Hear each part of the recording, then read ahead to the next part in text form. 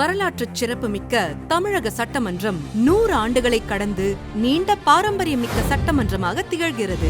1921 முதல் இன்று வரை நடைபெற்ற அனைத்து சட்டமன்ற விவாதங்களும் நடவடிக்கைகளும் குறிப்புகளாக ஆவணப்படுத்தப்பட்டு பராமரிக்கப்பட்டு வருகின்றன.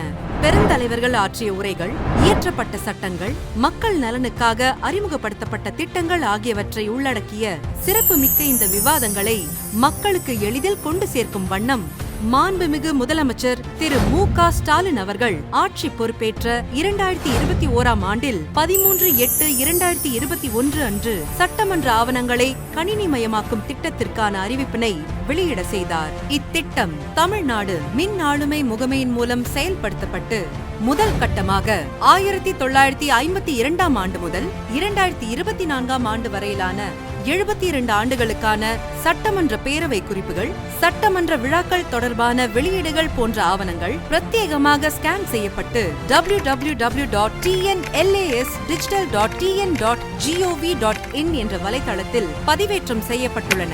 இந்த புதிய வலைதளத்தை மாண்புமிகு முதலமைச்சர் அவர்கள் இன்று உலகமெங்கும் வாழும் தமிழ் சமுதாயத்திற்கென அர்ப்பணித்துள்ளார்கள். மேலும் சட்டமன்ற பேரவையில் நடைபெறும் முக்கிய விவாதங்களின் ஒலி தொகுப்புகள், புகைப்படங்கள் ஆகிய ஆவணங்களும் இந்த வலைதளத்தில் பதிவேற்றம் செய்யப்பட்டுள்ளன.